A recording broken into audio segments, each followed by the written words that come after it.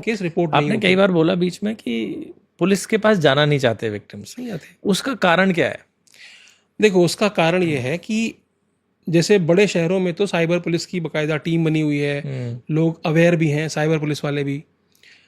लेकिन छोटे शहरों में आप झांसी चले जाओ, आप कानपुर चले जाओ, आप वहाँ जाओ ना, तो पहले तो पुलिस वाले डरा, उनका बिहेवियर बड़ा ख़राब होता है, सॉरी टू से। डिफेंसिव अप्रोच होती है ना कि हाँ, कि आज नहीं कल आना, कल या फिर आना, दूसरा कि तुमने तूने तो डाल दिए दिए थे पैसे पैसे। तो हम क्या करें इसमें। तो एक तो पैसे डाल के चले आते हो और ऊपर से हमारे लोगों के ऊपर आते हो। लेकिन इसके लिए सरकार ने अच्छी व्यवस्था की। सरकार ने 1930 नंबर जारी कर दिया, जिसके बारे में खूब अवेयरनेस फैलाई जाती है कि आपके साथ अगर साइबर अपराध हो जाता है तो आपको 1930 तुरंत डायल करना है, या फिर Within 2 साइबर hours, क्राइम।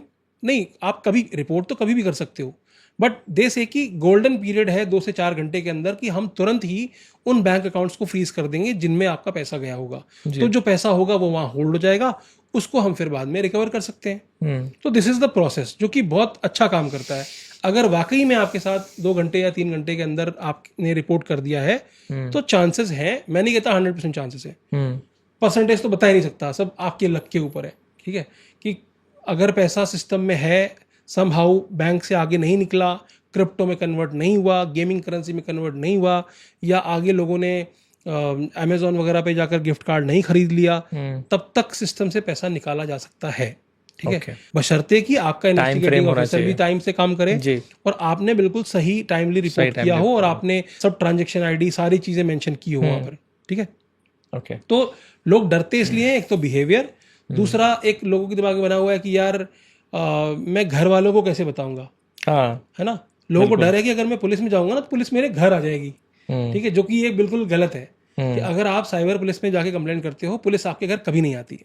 अच्छा। आप ही चक्कर काटोगे 50 बार वहां हाँ, पे। सही बात है। उनके पास काम बड़े बड़े हो जाते हैं केसेस, तो पुलिस आती नहीं है। सही बात है। आपके साथ 50,000 का स्कैम हो गया, उसके लिए पुलिस आपके घर क्या करने आएगी। जो कुछ हुआ डिजिटली हुआ, उनको डिजिटली ढूंढना है चीज़ों को, ना कि आपके घर आने का। तो आज के डेट में एक मिथ है कि अगर मैं पुलिस में कंप्लेंट कर दूंगा तो पुलिस मेरे घर आ जाएगी।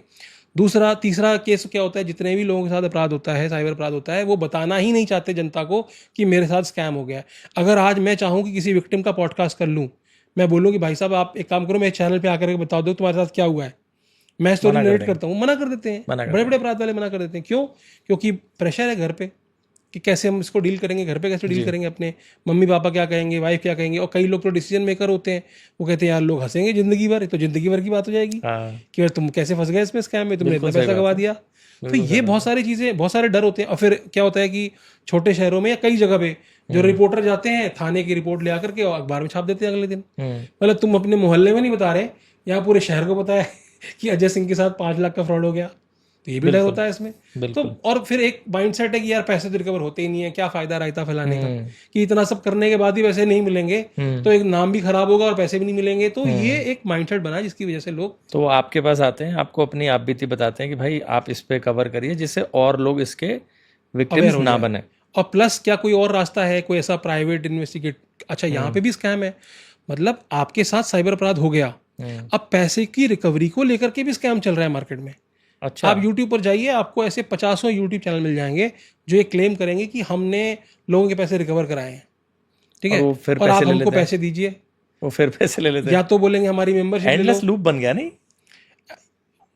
अच्छा, वो सेट ऑफ स्कैमर्स अलग हैं जी, वो नाइजीरिया से ऑपरेट कर रहे हैं। वो ओके। दे विल क्लेम कि जैसे मेरे यूट्यूब चैनल पे बहुत सारे कमेंट्स ऐसे आते हैं कि this ID has help me, और आईडी दे देंगे इंस्टाग्राम की।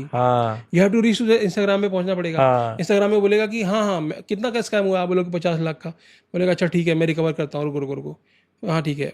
वो एक स्क्रीनशॉट भेजेगा कि I recovered your money 50 lakh rupees, this is screenshot, but to claim this amount you have to pay some amount to me, and मुझे कुछ कीज खरीदनी है, वो सीक्रेट कोड्स होते हैं, कीज होती हैं, तो यू जस्ट पे, अच्छा जितना अमाउंट आप बताओगे उस हिसाब से एक परसेंटेज बता देते हैं कि you pay 1 lakh rupees to me and this money will be transferred. आप बोलोगे यार इसी में से काट लेना, 50 लाख में से काट लेना। बोले नो नो नो नो, वो तो मुझे पहले परचेस करनी पड़ेगी ना, कीज तो पहले परचेस करनी पड़ेगी। यार तुमने वो 50 लाख रुपए 10 अकाउंट में दिए हैं, और वो कहाँ से रिकवर करके एक अकाउंट से देगा? क्या वो बैंक हैक कर रहा है? यहाँ बैंक से पैसे निकल नहीं रहे, वो कहाँ से लाके देगा? लेकिन लोग फंस जाते हैं उसमें भी। मैं इंस्टाग्राम पे नहीं था स्टार्टिंग में, तो मेरे नाम से इंस्टाग्राम पे एक अकाउंट बन गया जिसमें 20,000 फॉलोअर थे और मेरे खुद के थे 35।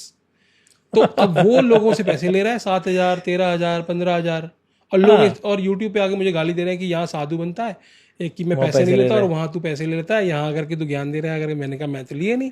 फिर मैं इंस्टाग्राम पे गया, मैंने कहा चलो मैं पे किया मैंने इंस्टाग्राम पे, I just pay some 600-700 rupees per month कि वेरीफाइड अकाउंट है कि सही में तुम मेरे से ही बात करो, वरना मेरे से ज्यादा फॉलोअर वाले अकाउंट्स हैं जो कि मेरे नाम से चल रहे हैं, मेरी फोटो। और इंस्टाग्राम भी कुछ नहीं करता, मैंने बहुत बार रिपोर्ट करके देख लिया, नहीं वो कुछ नहीं करते। तो they copy all my photos and everything, personal photo भी सब डाल रखी थी उन्होंने। और इट विल लुक, आपको भी दिखेगा एक अकाउंट 35 वाला है और एक अकाउंट 20,000 वाला है, तो आप किस पे बिलीव करोगे? आपको लगेगा कि यूट्यूब इन्फ्लुएंसर है। तो ये भी बहुत चल रहा है कि पहले भी स्कैम हो गया, फिर रिकवरी को, और पुलिस वाले भी यहाँ पे रिश्वत मांगते हैं, तो वो भी एक बहुत बड़ी वजह है कि आप पुलिस के पास जाओ, पुलिस वाले बोलेंगे ठीक है इतना पैसा लाओ उतना पैसा लाओ, तो आप वहीं डिमोरलाइज होते। तो इस तरह की स्टोरी जो आपने सुनी होती है ना, तो इसके कारण से लोग हेजिटेट करते हैं। बट मेरा ये मानना है कि अगर आपके साथ छोटा भी अपराध हो या बड़ा अपराध हो, साइबर पुलिस में जाना चाहिए। उसके दो कारण है। पहला तो ये है कि टाइप ऑफ स्कैम सरकार को भी पता चले, वो भी एजुकेट हो। आज जो सरकारी आंकड़ा है वो ये है कि 6,000 कॉल्स अ डे आती हैं, 6,000 स्कैम्स डेली रिपोर्ट किए जाते हैं इंडिया में, किए जा रहे हैं। हाँ, लेकिन मैं ऐसा मानता हूं कि 80-90% तो स्कैम रिपोर्ट ही नहीं होते, नहीं हो रहे। जो 2,000, 5,000, 500, 1,000 मतलब 20-50 हज़ार रुपए वाला तो जाता ही नहीं है वहाँ पे। वो कहता है ठीक है मेरे लिए लर्निंग है, अब आगे से मैं नहीं करूंगा।